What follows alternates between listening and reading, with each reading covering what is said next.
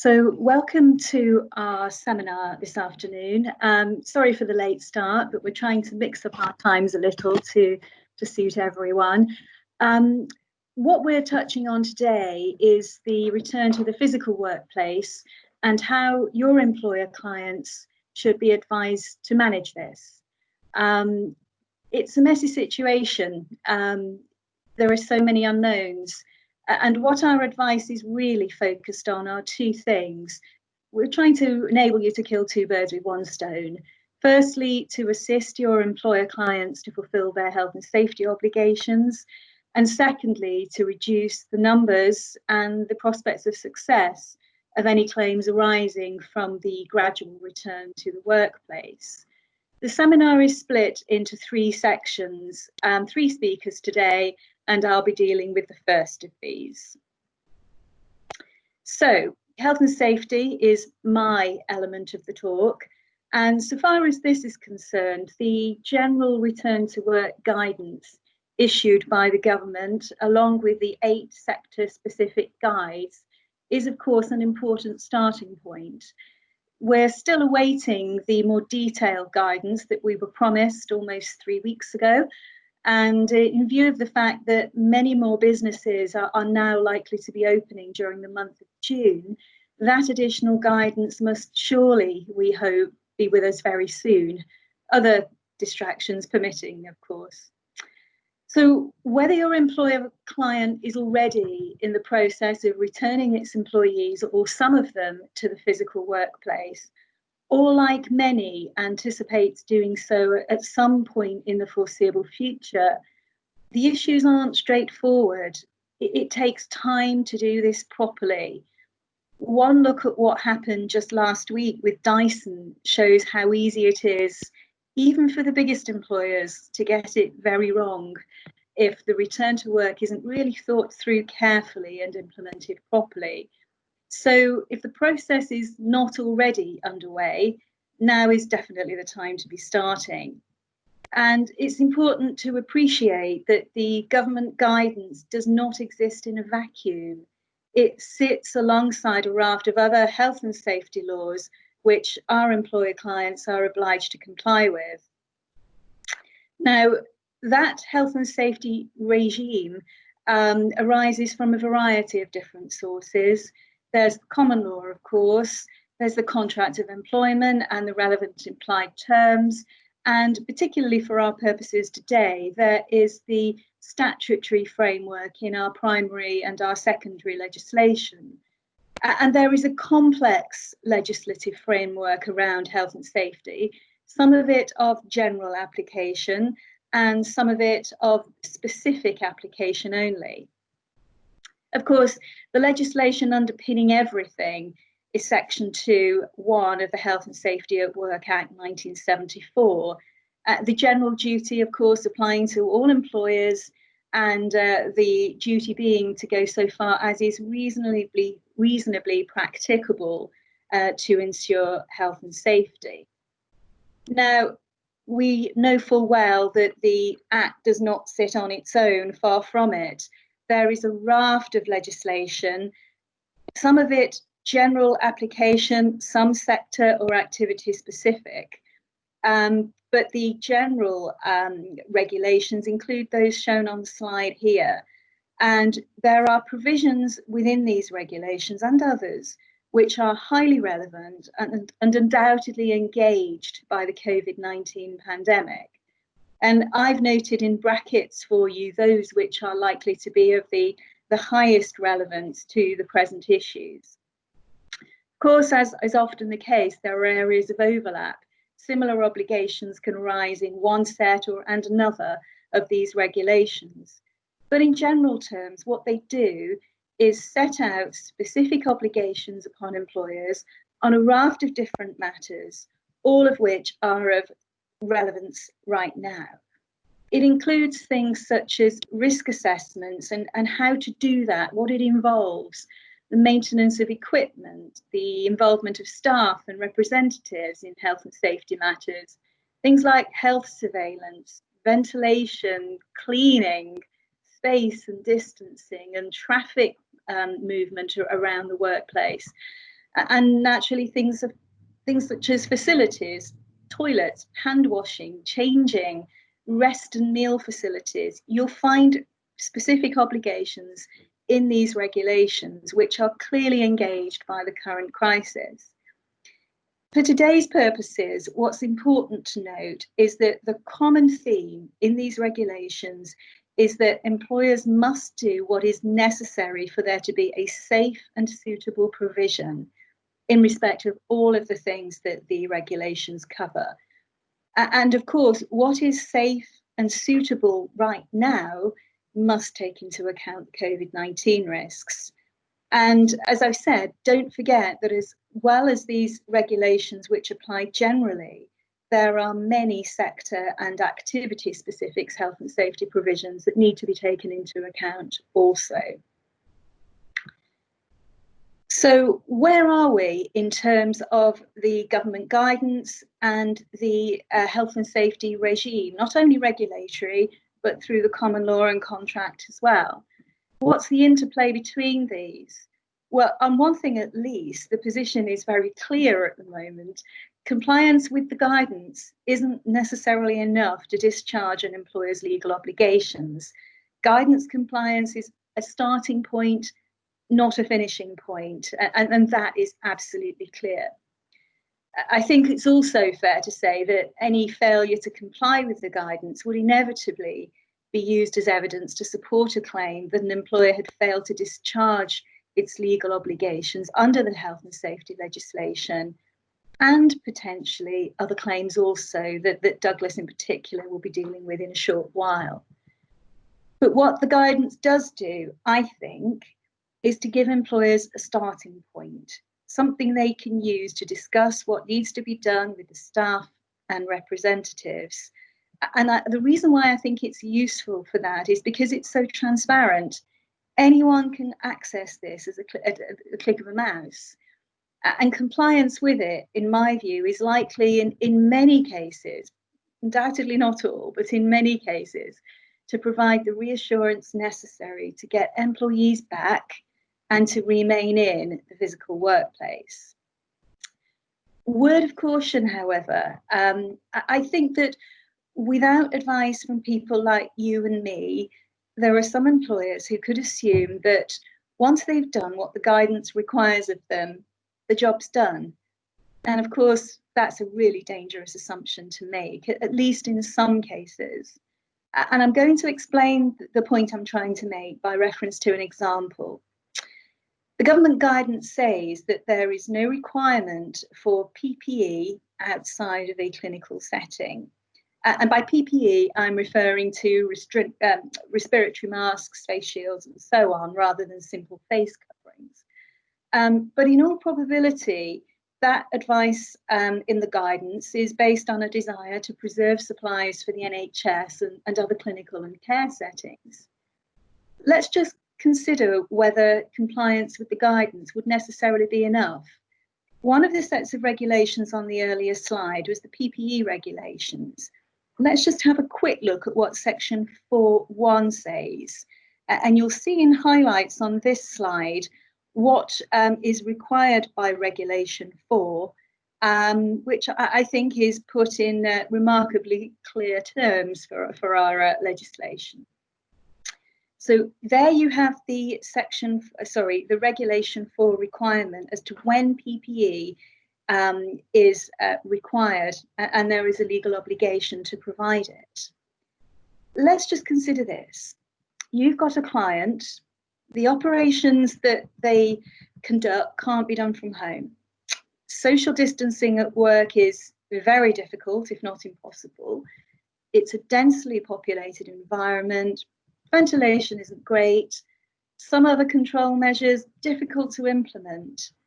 The obvious question, isn't it, is what else is your client, your employer client, going to do to meet its obligations in respect of health and safety other than to provide PPE? PPE may be the only effective way of reducing the risk of workplace transmission.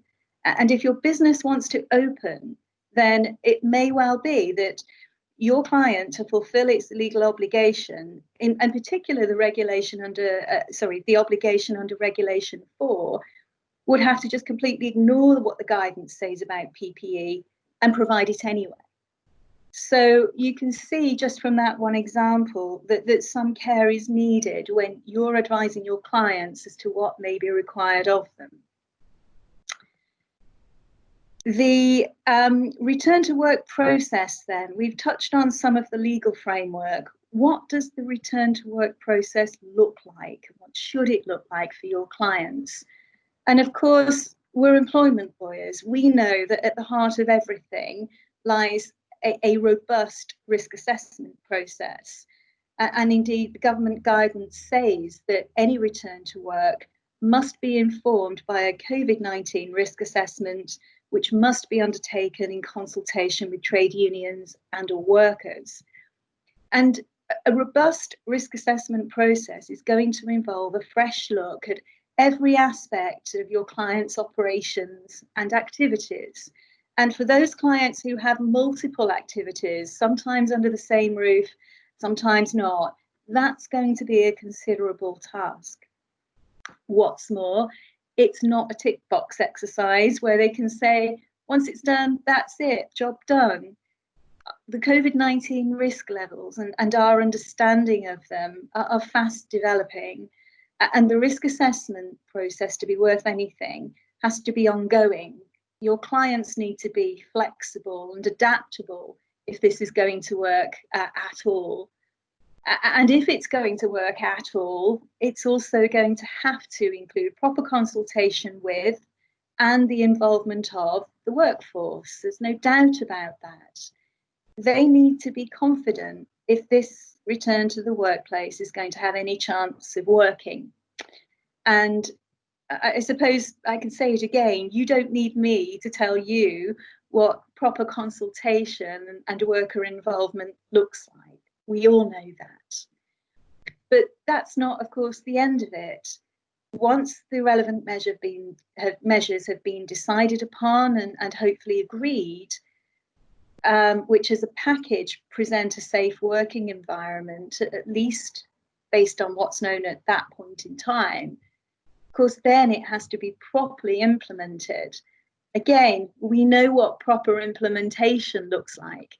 Has to be properly communicated, the message reinforced, training provided, signage, for example, good setting of examples by management, perhaps an encouragement or reward scheme, and certainly a picking up of transgressions, and also suggestion processes that an employer then needs to act upon and report back on when suggestions are forthcoming, and of course to take measures where they're warranted in response to them.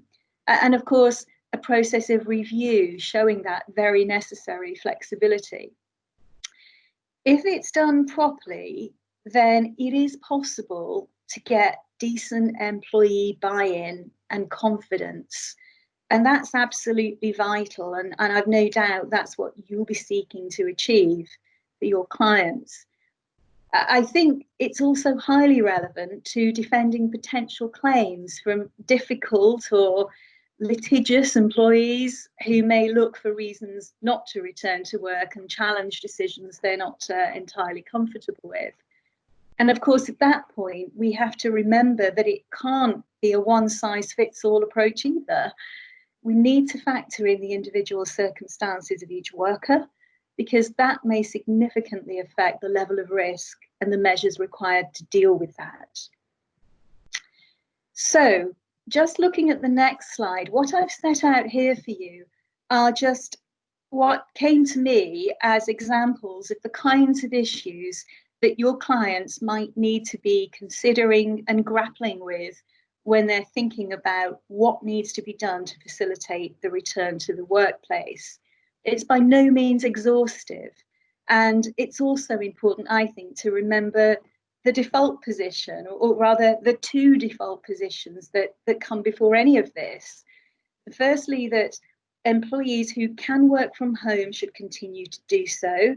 Employers should not be bringing back employees without a clear business need to do so. And secondly, If 2-metre social distancing at work cannot be adhered to, the operations and activities in question should only be continued if necessary for the business to operate. And that, of course, raises the spectre of some employers being able to resume some of their activities, but not others, and something that you may need to be advising them on, or at the very least requesting that they carefully consider. Important to remember also that social distancing at work alone is no panacea. It's a starting point for an employer's measures, and it's that only, and it won't be enough by itself. So health and safety, you can see, really needs to be got to grips with right now for those employers who are anticipating a return to the physical workplace, either now or in the near future. And the reason why that's the case is, just even leaving aside the regulatory regime under health and safety law, there is an absolute legal minefield waiting for employers from the types of employment law claims that you and I are dealing with daily. So just looking at some of the claims that I'd highlighted in the previous slide, health and safety claims are the ones that everyone seems to be talking about at the moment, and with good reason. And I think this is the perfect example of what I've been saying, that health and safety compliance issues don't sit in a regulatory vacuum.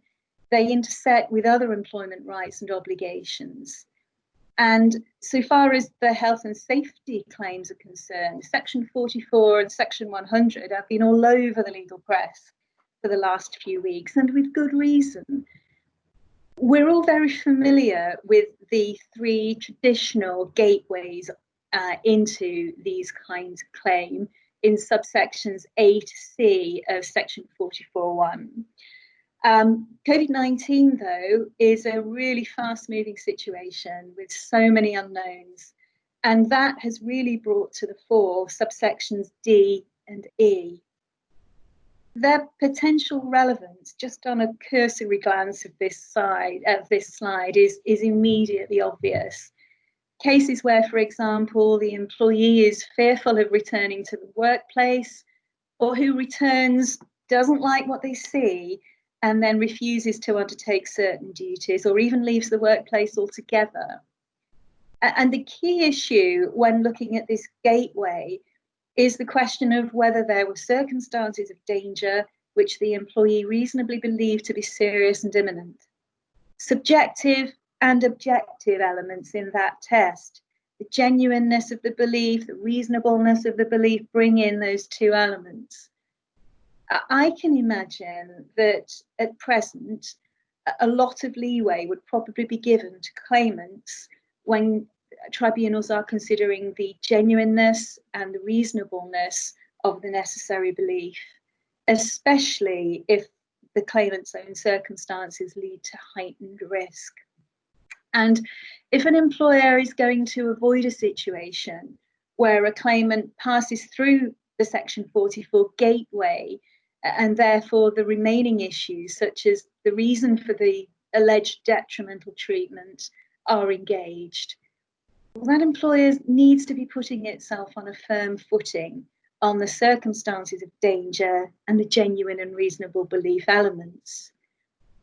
And really, this is bringing me back to what I was saying earlier.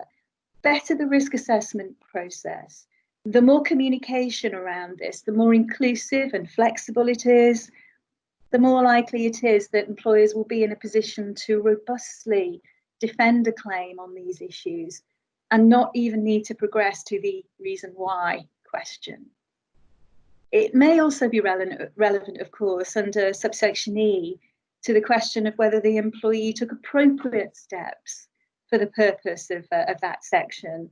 So an employer, for example, who's shown a willingness to engage and to promptly act on concerns that are raised by the workforce may well have a very real argument that it wasn't appropriate for the employee in question to simply leave the premises without raising the issue with them.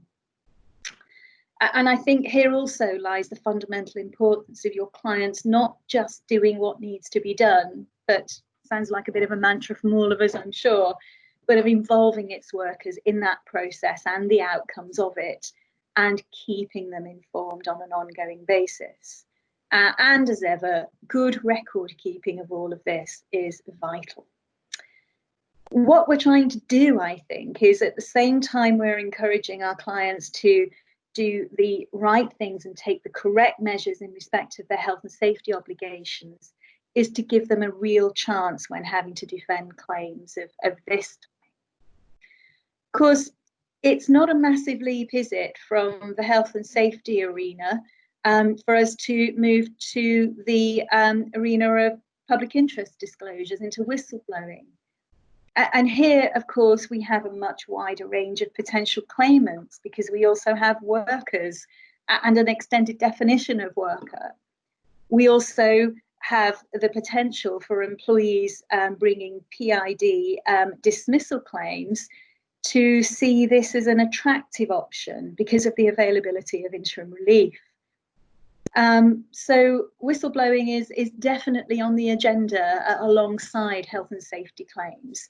And of course, the same issues of genuine and reasonable belief apply there. So exactly the same points I've been making in relation to health and safety claims apply here too. But let's just take that one step further. Let's say we get to the point in the litigation where the only remaining issue between the parties is the reason for the treatment said to constitute detriment or indeed dismissal.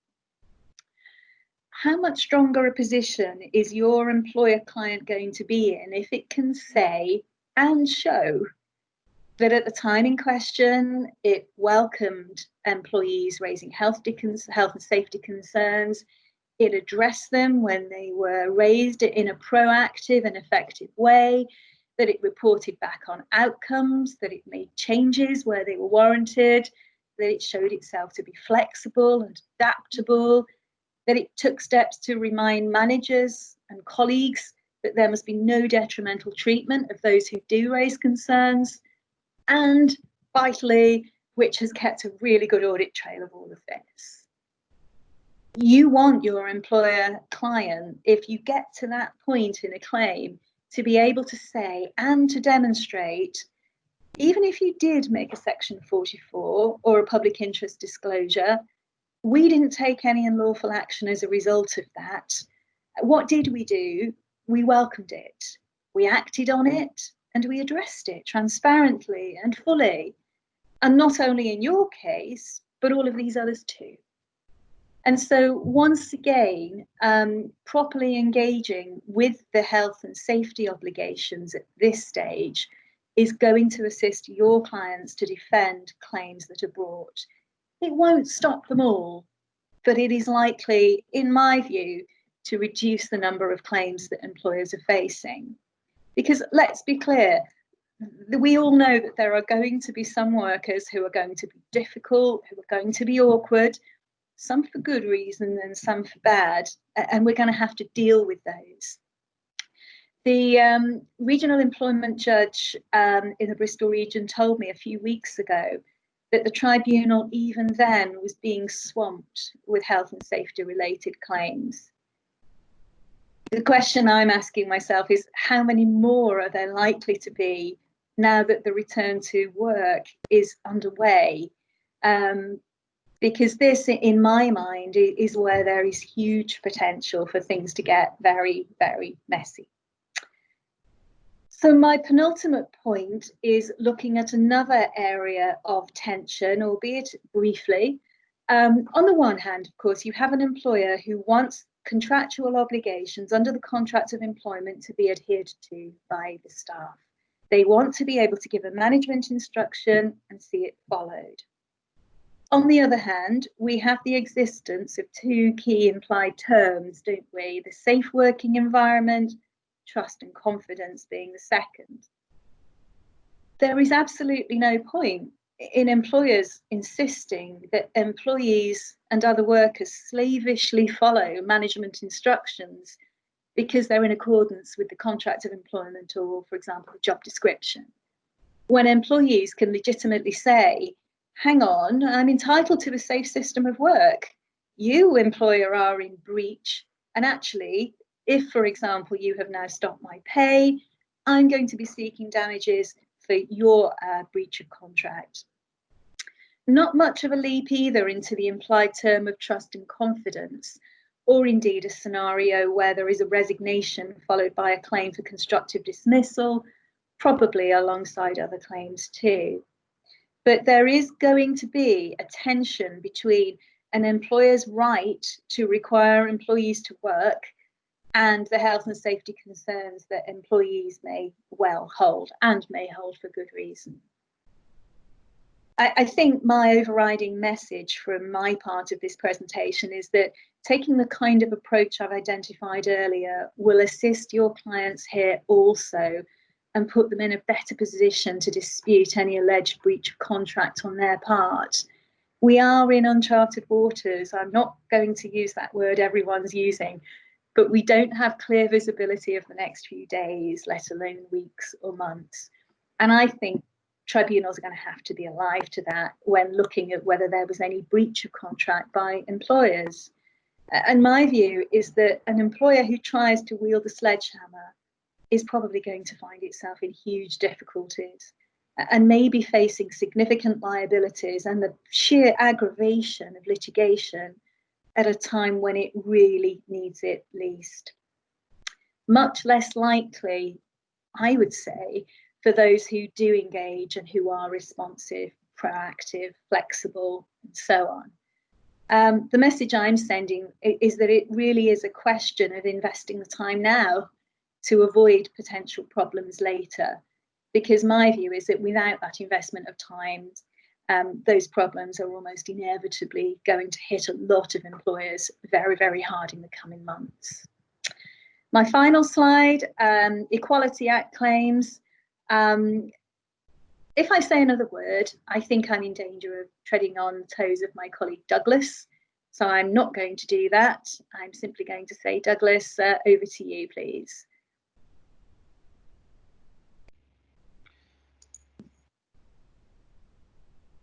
Okay, thanks very much, Debbie. Always nice not to have one's toes trodden on. Now, Debbie has been dealing with the health and safety law aspects of workers actually returning to the physical workplace, but what about issues arising out of the question as to whether they should return in the first place? And what I'm concerned with here is potential claims that could arise out of requiring workers to return to the physical workplace from a position of home working, or decisions to bring to an end a period of furlough, or not, as the case may be. What's the government's position on returning to the workplace at the moment?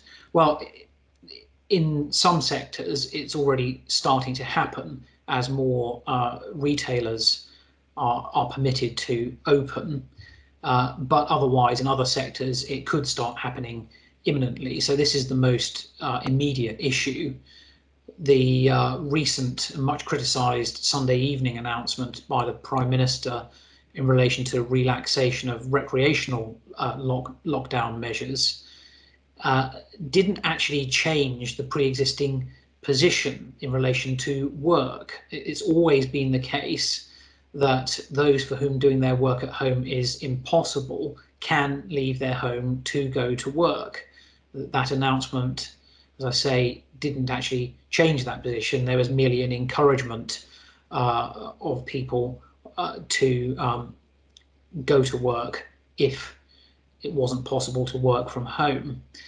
And now, of course, more shops, non-essential shops, are going to be opening from the 15th of June. So again, in the retail sector, more frequent returns to work are going to be occurring. And of course, there are likely to be further announcements as we go along. At any moment that could happen. So that's the most pressing issue. And around at the same time as the Prime Minister's Sunday evening announcement, the Treasury separately announced its extension of the job retention scheme. That led to the most recent Revenue and Customs guidance of the 14th of May, which outlines only the nature of that extension. So we know that the scheme is going to run as it has been running up until the end of July, but from August to October there'll be some changes so that workers will be able to carry out some part-time work. It's to be presumed that the idea is that employers will have to pay the worker for any such part-time hours, thereby reducing the grant accordingly from the government. But again, details to be confirmed in relation to that, we're told, by the end of this week. When you read the guidance as well, my reading of it certainly is that the inference to be drawn is that adding new employees to the furlough scheme will not be possible after the end of July. It's couched in terms of allowing employees who are already on furlough to start returning to some part-time work from August onwards. But it doesn't appear to me to permit of the possibility of adding new employees after that date. Again, the news reports are indicating that an announcement in that respect is to be expected this week, so watch this space. But really the effect of all of this is that employers now are thankfully not going to have to deal with the perfect storm of the lifting of lockdown restrictions and the end of the furlough scheme in an abrupt way all at the same time. Thankfully, things are going to be more drawn out, and I would suspect that many of the big, really big workforce decisions in many instances will be put off until a later point in time, possibly October itself. So what are the problems arising out of the return to work phase of the crisis? Well, it seems to me that there are likely to be two key scenarios. The first one being in the manufacturing or retail sectors, employer considers that it has implemented safe systems of work such that people can come back to work. In those sectors, of course, the nature of the work is such that those workers are not likely to be working from home. They're most likely to be on furlough. So there, the decision will be about whether to bring them back from furlough or not. The other scenario is going to involve office-based employers mostly. They will want to start thinking about bringing people back into the physical workplace potentially. Some of those people will be working from home currently, others will be on the furlough scheme. So those employers will have mixed decisions of bringing people back from furlough and re-entry into the workplace. The employers in both of those scenarios may well, of course, want to make redundancies, perhaps extensive redundancies. That is not going to be dealt with here. If you wanted to hear about that, you would need to have tuned in to Nick and Alan's webinar last week. I gather that there will be a recording of that available imminently, should you wish to view it. So the decisions then, which could give rise to discrimination claims in their logical order, are firstly whether to bring people back from furlough, and then secondly, those who are not on furlough, either because they never were or they've just recently been brought back from furlough, whether they should be brought back into the physical workplace. So what I've done is to identify certain risk groups, as I will call them, from the employer's perspective. I will take each of those risk groups in turn and address both of these questions together in relation to each group. It seems to me they are intertwined questions. The risk groups that I identified as you will see on the slide: pregnant workers, those who are shielding. It seems to me they are very likely to satisfy the definition of disability for the purposes of the Equality Act, in the vast majority of cases, if not perhaps all cases. And thirdly, those who have childcare difficulties. All of these groups may well want to remain on furlough or to remain working from home, and generally may well be resistant to attempts by the employer to bring them back to work or into the workplace. And disputes are likely to arise as a result, I would suggest. So the first group then, pregnant workers, you might say the issues here are relatively straightforward. What I would say in the first instance is that if you have a pregnant worker already on furlough and that suits her and it suits the employer, it's difficult to see how any problem of a discrimination claim is likely to arise in that situation if it's simply continued, if everyone's happy with the arrangement. She may well not be happy with the arrangement though, because particularly if she's a higher earner, she may well be experiencing significant reduction in pay as a result of being on furlough. She might want to get back to a position of full pay. Where your employer clients will need to be careful is in circumstances where they are engaging in a wider exercise of bringing people back to work. They'll need to take care not to exclude pregnant workers because they're pregnant on the basis of assumptions as to the suitability of them coming back to work or into the workplace.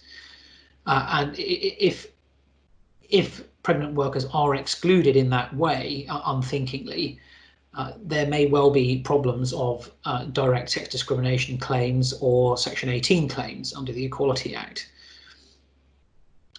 Now, in terms of coming back to work, realistically, I would suggest the sensible course is going to be working from home for a pregnant worker wherever possible, subject to the appropriate risk assessment. If she's already working from home, it would be wise to continue that arrangement. If the employer is particularly keen to get her back into the workplace for some reason, whatever that may be, they'll need to be extremely careful about that. They'll need to be absolutely satisfied after having carried out the more rigorous, more onerous risk assessment that's required in respect of pregnant workers, that there isn't a risk. And it seems unlikely that that's going to be possible in the present circumstances. So working from home is likely to be the solution if possible. What about disabled workers, although those who are shielding I'm primarily concerned with? What about bringing a period of furlough to an end in respect of those workers? Well, if there's a relevant disability giving rise to concern or risk, there are going to be some tricky issues, it seems to me. The first one has thankfully been resolved relatively recently. There had been an issue, as no doubt you're already aware, as to whether shielding workers could legitimately be on furlough in the first place, because according to the previous Treasury direction, where there was even an entitlement to statutory sick pay, whether or not it was being claimed, the direction said that such workers could not be furloughed, contrary to Revenue and Customs guidance, which conflicted with the Treasury direction. On Friday, there's an updated version of the Treasury direction which makes clear that worker and employer can agree to end a period of sick leave or entitlement to sick pay and enter a period of furlough instead. So that's no longer a problem. So on the assumption that shielding workers are on furlough legitimately, what about asking them to come back to work? Well, on the face of it, I don't see that there's any particular detriment or less favourable treatment in asking them to come back to work per se, provided that it's safe to do so. Disability isn't the reason for asking them to come back to work, so no Section 13 claim is going to be possible. I wouldn't have thought. It's difficult to see how any other claim could arise out of simply asking them to come back to work. The issue is more likely to be where it's not safe to come back to work, and that's a separate matter. The employee in this category, of course, may specifically want to end a period of furlough, just like in the case of pregnant workers, primarily to restore their full pay.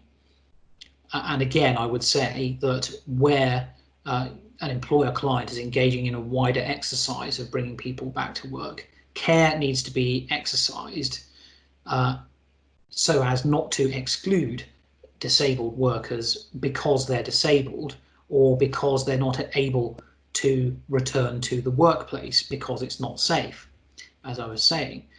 So obviously, excluding someone because they're disabled, because of an assumption perhaps that they won't be able to come back to work properly or in the physical workplace, that may give rise to a Section 13 claim. More likely, perhaps, is a Section 15 claim where the disabled worker is excluded because they can't return to the physical workplace because it's not safe for them to do so. That is something that will arise in consequence of their disability, and subject to objective justification, there may well be a claim in those circumstances. So really, being realistic about it, if such a worker is going to be asked to return to work, which, as I say, per se is not detrimental treatment, the return to work is likely to be a matter of working from home.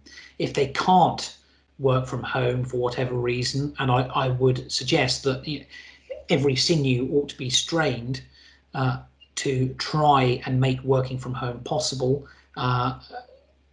Alteration of duties might be necessary, for instance, to make that happen. But if, despite everyone's best efforts, working from home simply is not possible, employer clients may have to keep such individuals on furlough, but it would be wise to consider topping up their pay because if the reason why they can't come back into the workplace and begin receiving their full pay again is related to their disability, I'm thinking about Section 15 here, then continuing not to receive their full pay for such a reason is probably unfavourable treatment.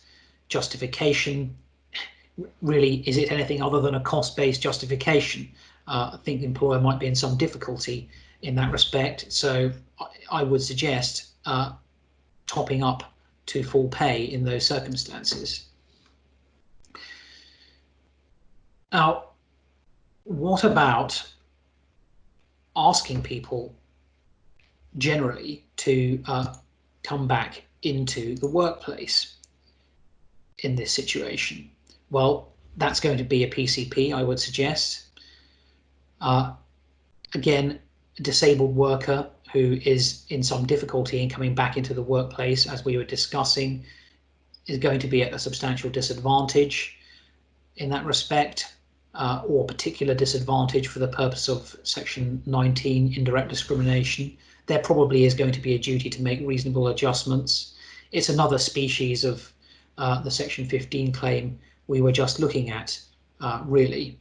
The question of reasonableness in terms of adjustments will also go to the objective justification defence for the purposes of Section 19. So whichever way you cut it, there's going to need to be a discussion about what can reasonably be done for such a worker. That is how you're going to evidence what is possible by way of reasonable adjustment. And of course, wherever you're able to obtain agreement from the worker, that's obviously going to be beneficial, because most of the time evidence of agreement by the worker is going to go a long way to helping you successfully to defend any discrimination claim. Obviously, unless there's evidence of that agreement being illegitimately obtained in some way. So really, you're going to have to speak to the individuals and discuss how to make things work. And certainly, if they're already working from home and that's working satisfactorily, it's going to be hard to justify suddenly deciding that that can't happen anymore. You're going to be very much on the back foot if they're already working from home. So that is another point to be borne in mind. The other thing to consider about this category of worker is the period of shielding. So the current government guidance only advises people who are in the relevant category to shield until the 30th of June. It may very well be that the guidance is updated, the period is extended, for example, but it hasn't happened yet, and it's anybody's guess what might happen. So as matters stand, on the 1st of July, nobody will be shielding anymore, you might say, taking the guidance on its face. So what's going to happen on the 1st of July? Does that mean suddenly that your employer clients are free to insist that people who had been shielding must start coming back into the workplace, for instance? I would say that taking that approach will be extremely unwise. I find it difficult to imagine courts and tribunals accepting a proposition that where there was risk on the 30th of June, suddenly there's no risk on the 1st of July, irrespective of whether people are technically covered by the shielding guidance, of course, as well. They may very well be disabled within the meaning of the Equality Act. There are going to be people who slip through the cracks, as it were, who are not technically covered by the shielding guidance anyway, who may still be at significant increased risk in respect of whom medical evidence would be necessary. So I think simply regarding the 30th of June as a line in the sand and that all bets are off on the 1st of July is not a sensible approach. And of course, if an employer were to take that approach, that in itself might be regarded as evidence of a kind of targeting of this group of worker, which might then give rise to a direct discrimination claim. So again, plenty of reasons to adopt a more nuanced and conciliatory approach. As time moves on, of course, if there is no updated guidance, then inevitably the reasonableness of adjustments to facilitate home working, for example, will begin to fade, because as time goes on, it will become more and more difficult for workers in this category to say, I can't possibly come back into the workplace because I was shielding a month ago, for instance. So I'm not suggesting that this will be a fixed position, but you can see readily, I hope, that the ticking over to the 1st of July should not be regarded as providing carte blanche. So another interesting issue in respect of this category of worker is a related category of those living with the people who are shielding. What about their situation? And guidance from the government has been lacking in respect of this category, which is why I think it's an area that's most likely perhaps to give rise to real dispute and potential litigation, precisely because nobody is clear about what their position is. We know, of course, discrimination by association is possible. State of the law presently is that such claims are probably confined to direct discrimination or harassment claims. The law is perhaps in a state of flux in that respect, but that is the present position. So really there would need to be some evidence of targeting this group for pressure to return to the workplace for such a claim to succeed. But as I've already said, hurriedly contacting those people, trying to persuade them to come back to work on the 1st of July, precisely because the shielding guidance has expired the day before, might very well be the evidence that those workers would need to bring exactly that type of claim. That point aside, people in this category may very well have health and safety related claims, as Debbie's already discussed anyway, which they could pursue instead of an Equality Act claim.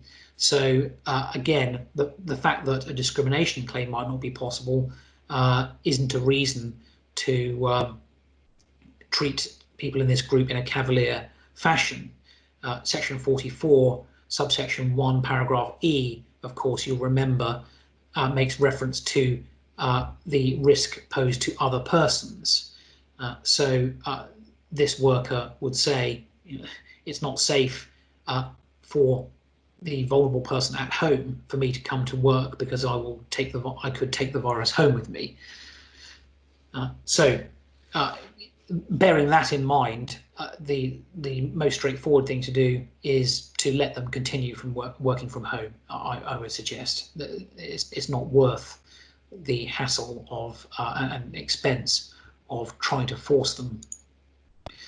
The third group is those who have childcare issues. Again, they may very well want to remain on furlough or working from home because it's impossible to come back to work at all, or certainly to come back into the workplace. They may have children who are in age groups that are not going back to school on the 1st of June, for instance. So what about this category? What kind of claims might arise? Well, conceivably, there are the makings of an indirect sex discrimination claim. If there's a PCP of a practice or policy of bringing people back from furlough, for instance. You can see the makings of the claim there. Is there a particular disadvantage to women, for instance? Well, historically, the law has assumed that women will bear the brunt of childcare responsibility, and it's been permissible to operate indirect discrimination claims on that basis. But query whether the law can or should really make that assumption anymore with the advent of more and various types of parental leave, which men might take. Is it time to move away from that assumption? Possibly that's going to be a matter for higher appellate courts to decide at some point, I should think. But inevitably, if that assumption is right, then proportionately more women are going to have problems complying with this PCP if they're not able to work. What's going to happen if the employer says you have to come back to work and the employee simply can't? If disadvantage can be made out in that way, objective justification, I would suggest, is going to pose a problem for the employer. Is really going to amount to little more than a cost-based justification. I mean, the extreme situation would be, well, I need you to come back to work. If you don't, then I'm going to have to pay for temporary cover. Well, that's a cost issue. The employee would say, well, you can keep me on furlough at no cost or little cost. Why not simply do that? Is it proportionate to take action against me for not being able to come back to work? So that is a possible issue that might arise. Other women, of course, may positively want to return from furlough for the same reasons that we've already discussed. They may want to get back to full pay. Many people will be in that situation, no doubt. Now,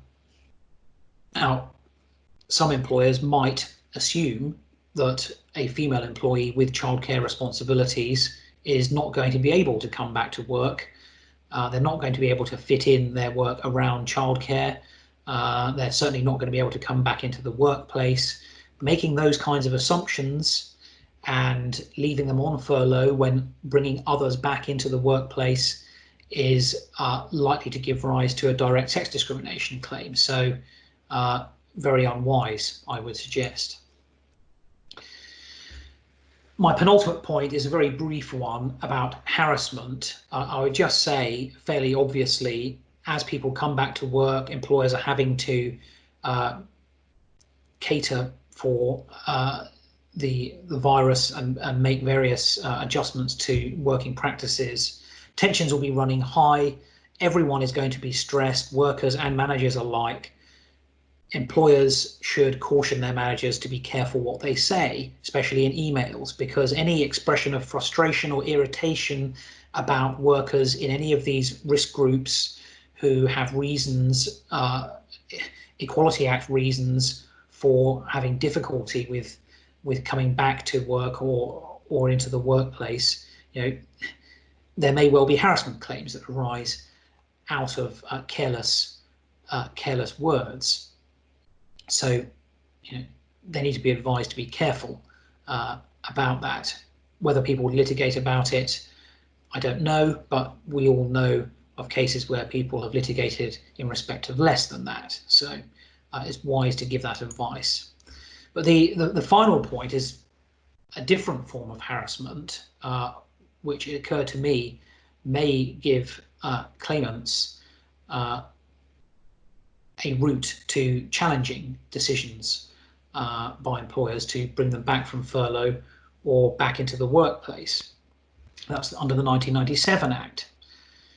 So subsection 1A is what I'm particularly interested in. What I have in mind is basically an employer putting pressure on the workforce to return to work.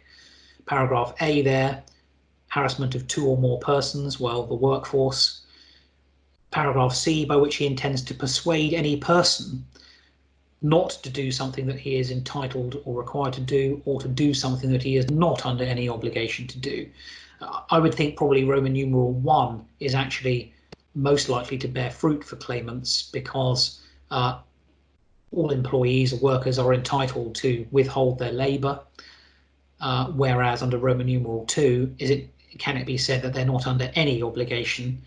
They may be under a contractual obligation to provide work, but simultaneously you're entitled to withhold your labour. You're just not entitled to be paid if you do that. So I would envisage Roman numeral 1 as being the route, and all of that is subject to a general overarching requirement of reasonableness at subsection 3C. So if you've got an employer with a reluctant workforce and is pressuring them, seeking to pressure them into coming back to work against their better judgment, these claims are a real possibility. They'd be county court claims if they're for the equivalent of injury to feelings only. They may well be a small claim, therefore no cost shifting as per the employment tribunal. Vicarious liability is well established. There's even the possibility of an injunction, so you don't necessarily need to have a course of conduct before you can act. You need one instance of harassment and decent evidence, fairly strong evidence of a threat of further harassment, and you might even be able to obtain an injunction in this field. So there are a lot of advantages for potential claimants. You don't need a protected characteristic. You don't need a detriment or dismissal, no constructive dismissal required. You just need the course of conduct and for the conduct to amount to harassment. And you'll see on the slide there what's required in that respect. So the overarching point is not very wise for employers to seek to pressure workers into coming back or to make threats or veiled threats in that respect. At the very least, this cause of action might give savvy workers, perhaps represented by a union, a basis for making threats to the employer if they don't back down. So something to think about anyway. And on that bombshell, I'll hand you over to my pupil, Anna Williams, who's going to take you through the final part of the talk. Thank you very much, Douglas. So in this final section, I'm just going to pick up on something that Douglas has already mentioned, which is the issue of childcare problems, and I'm going to deal with that in the context of family-friendly rights. I'm also then going to very briefly touch on disciplinary and grievance procedures at this time. So you'll see on the slide, I've set out the 4 key examples of family-friendly rights that are most likely to be engaged at this time. I'm not going to deal with the first one because Debbie and Douglas have both mentioned this previously, but I'll go through the other 3 in a bit more detail in a moment. It is, however, important to note at the outset that this whole area is, as Debbie has said, a legal minefield, and there are many overlapping obligations. It would therefore be a risk for an employer to assume that just because they've complied with the strict letter of the law in relation to the family-friendly rights, that they have necessarily complied with all of their other obligations. Turning then to the first family-friendly right, and that's parental leave. You'll see that I've set out the requirements on the slide. I'm not going to go through that in great detail, save as to make the point that this is a very technical right which entitles an employee in the strict sense with 1 year's continuous employment to have a maximum of 18 weeks unpaid parental leave per child throughout their working lives and 4 weeks per child per year. And I think that raises 3 interesting areas to consider at this moment. The first is that obviously the contract can provide greater protection. The right set out on the slide is a baseline right, and employers and employees would be well advised to check what the actual contractual entitlements are. The second point is what this means for the employees when they return to work. Now, normally this isn't a problem in employment law, as the right is if someone has taken less than 4 weeks of parental leave, they can simply return to their old job. However, it's not inconceivable at the moment that employees might want to take longer than 4 weeks, perhaps adding up periods of parental leave in respect of multiple children, or indeed adding a period of parental leave onto a period of additional maternity leave. And in that case, the right to return to the same job is qualified by reason of reasonable practicability. This leads on then on to the third point, which is the interaction with restructuring and redundancy. The European courts have made very clear that if a parent who has taken parental leave is put at a disadvantage through restructuring and redundancy criteria, for example, use of appraisals when positive appraisals are more difficult to come by when an employee has been an indirect sex discrimination case, although of course that comes with the caveat that Douglas has already mentioned. The second right then is dependence leave. Again, this is a narrow right for employees, although it is available from day one. And like parental leave, this is a default right and the contract can be more generous. However, in its core form, it allows employees to take action necessary for specified reasons and to have a reasonable time off in order to do that. You'll see that I've set out on the slide the reasons that I think are most likely to be engaged at the moment. Subsections A and B are perhaps less relevant, given the rules and the interaction with statutory sick pay when persons in the household are self-isolating. So the real issue is going to be subsection D, unexpected disruption or termination of arrangements for the care of a dependent. Well, that really raises the question, what does an unexpected disruption and what does a reasonable time off mean during a pandemic? Considering the issue of reasonableness, there's a fairly clear line of authority that the time that the courts will see to be reasonable is relatively short, maybe a day or 2. And that's premised on the idea that the right is a right to make arrangements rather than to provide the care oneself. But that really is the issue at the moment. When the schools are closed except to certain children, when parents are unable to rely on help from elderly or otherwise vulnerable relatives, and when childminders, although they're being told by the government can continue, may be reluctant to do so in light of the safety concerns, it may be very difficult to make those arrangements. It therefore seems likely that what is reasonable might be given a more lenient interpretation at the moment. Considering then unexpected, some people writing on this area have suggested that no disruption is really going to be unexpected. We all know what's going on with the schools and nurseries. However, I'm not sure that that is the case in all circumstances. I have in mind 2 examples. The first is that the government has made clear this week that from the 1st of June, the schools should be reopening for certain year groups.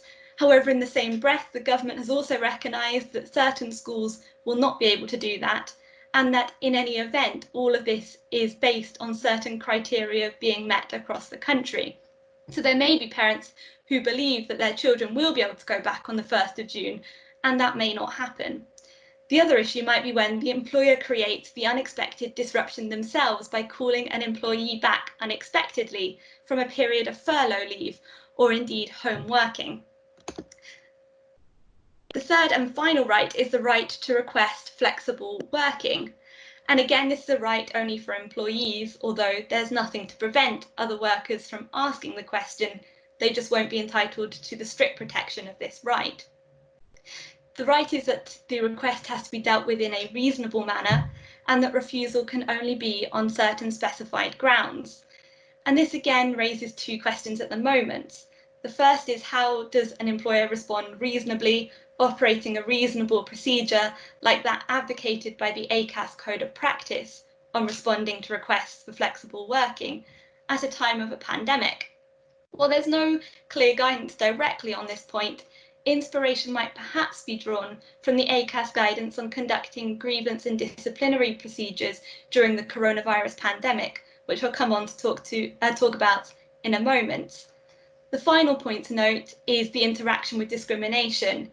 If, for example, an employer were to refuse a flexible working request on the basis that they assumed that a female worker would not be able to work successfully from home because she would have to balance this with childcare difficulties, that might amount to a direct sex discrimination claim.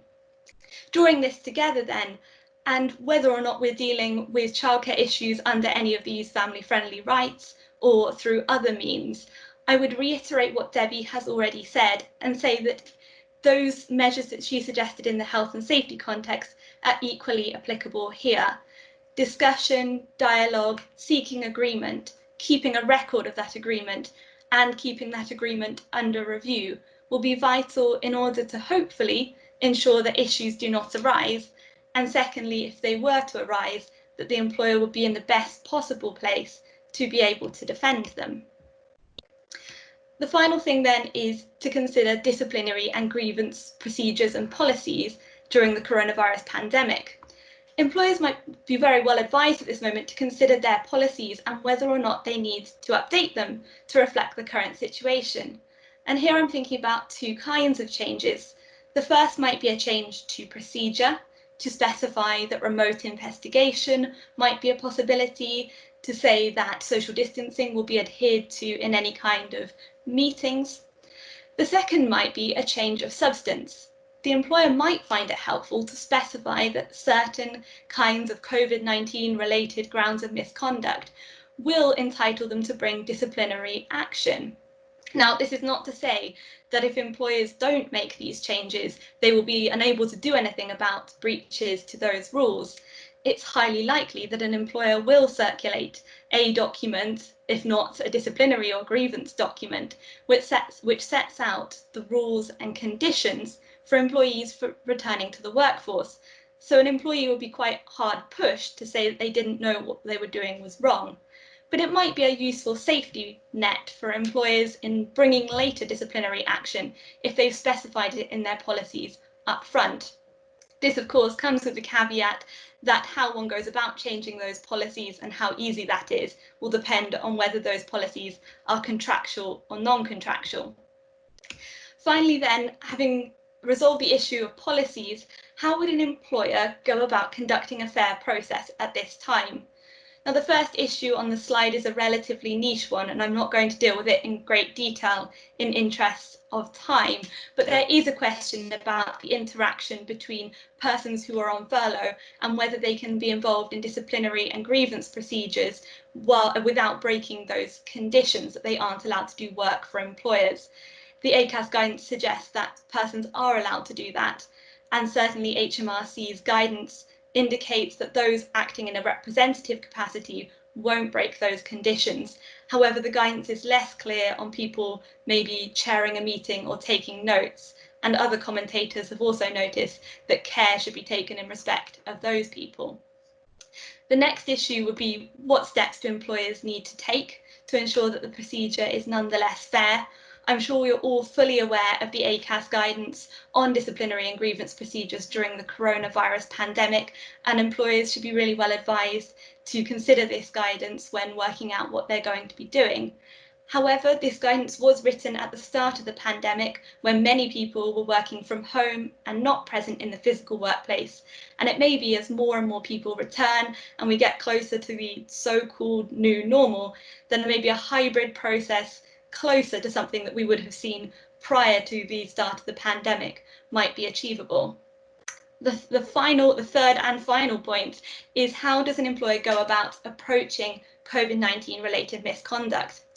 I think there might be a real temptation on the part of employers to treat any kind of breach of the COVID-19 rules as incredibly serious and warranting dismissal. And you can see the force in that argument. If you think about that from the perspective of a person raising a grievance, the argument would go as follows. I have a right to feel safe in the workplace. What so-and-so did made me feel unsafe. If you don't dismiss them, I will not be safe at work, and that will be a fundamental breach of my contract, entitling me to resign. If, however, you think about it from the perspective of the person against whom disciplinary action is being brought, there's a real spectrum of potential breaches. On the one hand, you have several perhaps allegedly inadvertent breaches of the 2-metre distancing rules, and on the other hand, you have a situation akin to the incredibly tragic story that we've all heard about the railway worker who was spat on at work. I think ultimately this will come, as it always does in unfair dismissal cases, to a question of balance and reasonableness. However, given the extreme times that we're living in, it is highly likely that health and safety concerns can legitimately play an important part in that balance on the part of employers. Now I'm just going to hand over to Debbie to finish the session.